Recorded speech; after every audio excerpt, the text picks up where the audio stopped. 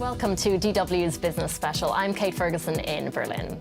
A friendship without limits. That is how Russia and China described their relationship just 3 weeks before President Vladimir Putin invaded Ukraine. What Moscow thought would be a swift military operation has instead turned into a prolonged and gruesome conflict. Since then, Russia's economy has been severely hit by Western sanctions, leaving Putin attempting to reaffirm existing alliances. But that is no easy task. While Chinese President Xi Jinping has refused to condemn the invasion, he's also stopped short of helping Russia to circumvent those sanctions. To discuss the nuances of Russian-Chinese economic ties, I'm joined today by Nina Khrushcheva, Professor of International Affairs at the New School in New York City. Nina, good to have you with us.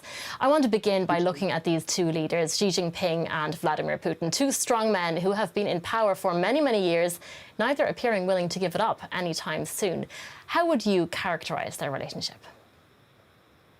Well, they've been talking about the kind of new level of Chinese-Russia friendship. There has never been such great understanding between the leaders. We also know their first travels for both after COVID was Putin went to China and Xi Jinping went to see Putin. So these are their first trips, and that signifies the great importance. But of course, I mean, China and Xi Jinping certainly is no fool. He is going to use Russia and use the Russian need for the Chinese support, for the Chinese economic support, but he's not going to give up his own relationship with the rest of the world. He's not going to get sanctioned over Putin. I think, I don't remember the exact numbers, but I think they're about 30% up their trade in since January or some such. You probably know these numbers better.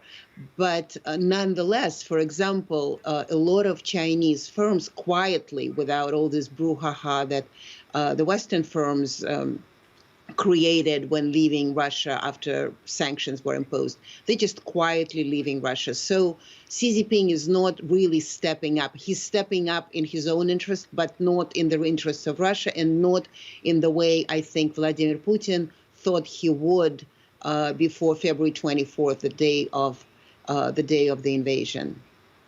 Right, and we're going to get into the balance of power a little bit later. But first, let's take a little more closer view of the economic ties between the two countries. As you can see, China has become an increasingly important market for Russia over the past decade, accounting for just under 5% of exports in 2010 and rising to 15% by 2020.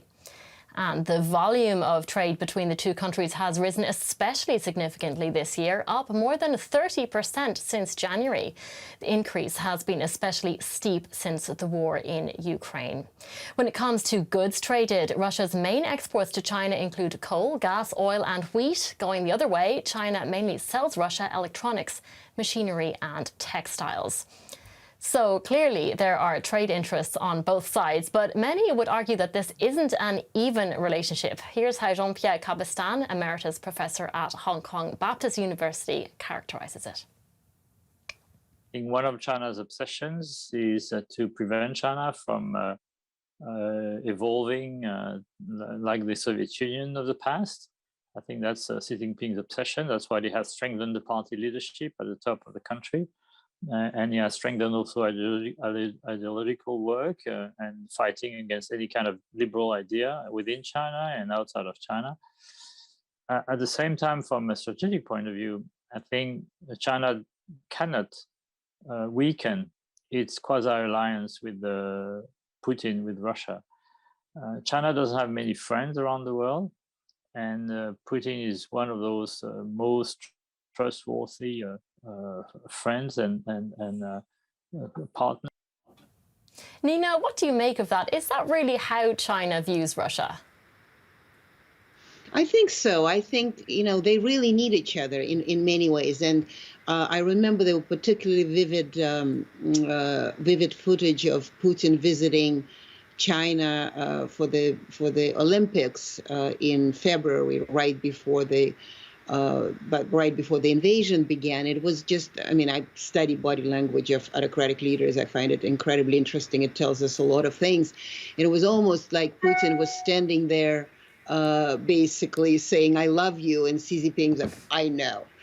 So clearly it was very uneven, and clearly Putin was in greater need of Xi Jinping. And while Putin is sort of sorting out, and it's always been this way. I mean, in 2013, remember when Edward Snowden, the NSA analyst, defected to China, and then sort of they dragged him, basically got all the information that they needed, and they immediately got rid of him, and he went to Russia. So Russia is always willing to pick up these political battles. And so China is quietly supporting this, but at the same time doesn't want to stay ahead of it. I have bad news for Putin generally, I think, because in many times before there was this great relationship between the Soviet leader and now the Russian leader and the Chinese leader, it's Chinese communist leader.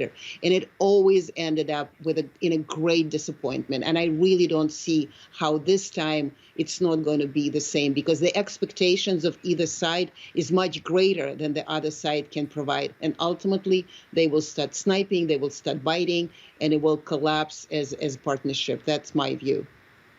Okay, so this is a very uneven bromance, you could say. But China and Russia do have a common interest in challenging US power and hegemony. Both would like to see the dollar's dominance reduced, for example. How important is this common desire for essentially a weaker West? Well, I think it's a useful thing in a sense, because the West has been quite annoying in lecturing and sort of undermining and undercutting both China and Russia. But I still think that Xi Jinping is always very willing to give Putin a much more of a political role, because that's where the problems fall. I mean, economically, you can figure it out. Now America just, closed the chip production and all these other things. So it's going to be pushed economically. But politically, there is less confrontation, there is less animosity. I mean, of course, there's all this conversation about Taiwan, and there's all this conversation about human rights and so on.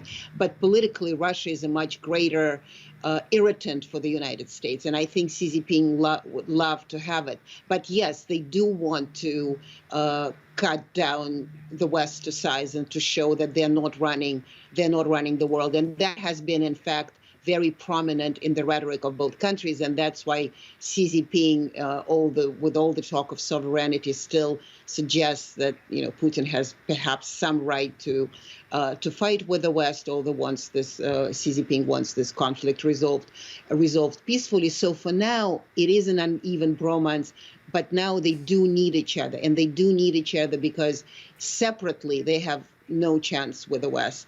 But together, and if India gets involved, there are other countries gets involved, maybe there's a little bit, I don't think it's a great force, but at least there is some sort of force not to overcome the Western influence, but certainly diminish it somewhat.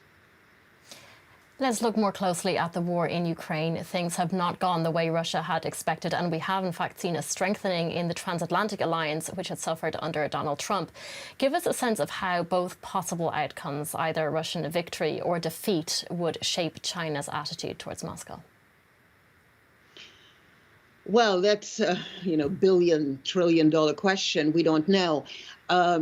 What does it mean, Russian victory? Russian victory already hasn't happened the way victory is. So this victory is a very questionable proposition. So Russia took some territory is being taken back by Ukraine. It's not clear how much Ukraine can still take back, but clearly Ukraine is not giving up. And clearly Vladimir Putin, in response to that, escalates. So he's not giving up either. For China, this war is useful in a sense that, while all eyes on Russia, China can do all sorts of very convenient businesses here and there. But generally, this war is not good for anybody, including Xi Jinping. So if Putin wins, Xi Jinping says, well, we were the only ones, which I actually don't believe Russia would. But let's say if Putin wins, Xi Jinping would say, well, we were justly supported this cause, and look what had happened. And so now we will have the just, because that's what they both arguing for, is stopping domination of the West and having more just security architecture, not only in Europe, but around the world. If Ukraine wins or the West wins and Russia loses to some degree, although I don't believe that Putin can afford to lose. So he cannot win, but he probably is not going to lose either. But say Russia loses, Xi Jinping would say, well, it was our partner, but look, we didn't break any Western sanctions. So they will adjust to either solution. But generally, of course, the resolution of this conflict, one way or another, would be certainly helpful to China and helpful to the rest. Nina Khrushcheva, thank you so much for walking us through this very complicated relationship. And thank you all so much for joining us for this DW Business Special. While you're here, do check out some of the other business content on the DW News YouTube channel. And until next time, from me and the team, it's goodbye and take care.